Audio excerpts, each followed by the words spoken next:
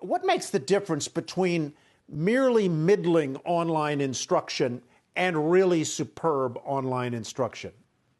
So, we started the company 12 years ago. We've been doing this much longer than most schools have done online learning. And I would say doing online learning well is not only possible, it's very obvious. So not only does it not have to be worse than campus instruction, something the president just said, it actually can be better. I think we've proven it over 12 years. You have to be intentional about it. But when you do, you can do something that's great, that students love, that's heavily engaging, that also creates the right long-term outcome for the student. But you kind of have to flip the classroom, Tyler. So you have to actually give students high-quality content for them to consume on their own time. So a single 2U course has more video content than a season of Game of Thrones.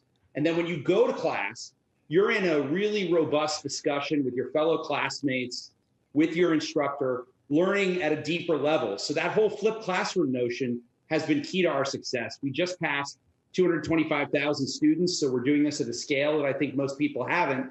And we hit 800,000 live classes inception to date. So drill down a little bit more, Chip, if you would, on what it is specifically that makes the experience so good. Is it that the lectures are online? Is it supplemental content that is supplied as part of this experience? And what is that like? What is that supplemental content? Is it videos? Is it movies that people might watch? What is it that separates the good from the not so good? I hate to say all the above, but it really is all the above. So we build a comprehensive program for a university partner that incorporates high quality video content, interactive content, a lot of readings, because books are still really good, by the way. And then when you get the student from the interactive lesson into their live class, it's not just 90 minutes having somebody talk to you. You're actually fully engaged. From a pedagogy standpoint, you need to engage students.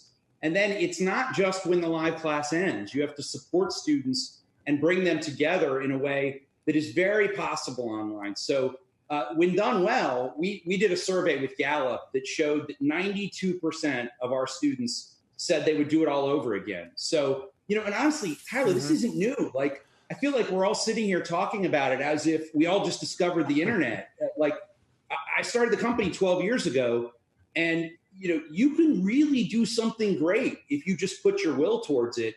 We've got great schools from all over the world, including some that you mentioned, Yale, Harvard, Syracuse, Berkeley. They're great institutions that have embraced it and are doing it really, really well. Now, what we all just experienced in the spring was sort of a forced wave of remote instruction that it wasn't very good.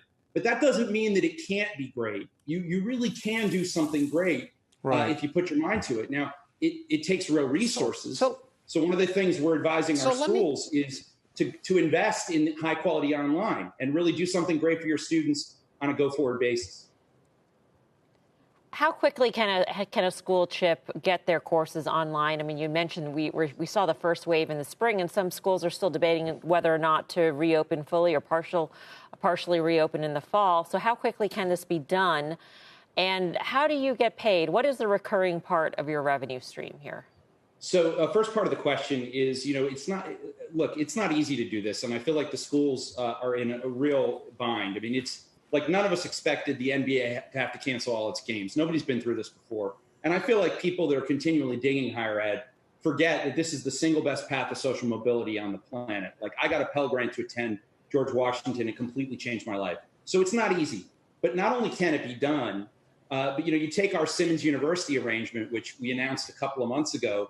We're bringing them fully online for the fall, every single course, all 300 courses, and then offering that program to the world in a fully online version that'll be at about 50% of the campus price. And you take our Amherst relationship. I mean, if Amherst College, which we just announced last week, is going online, you think about the prestige of that great liberal arts institution going online. It's something that, like, this is a paradigm shifting moment for higher ed. There's no doubt. And so you're going to need to do it. If you're a university president or a provost, we've spoken to more university presidents and provosts in the last 4 months than we had in our previous 12 years.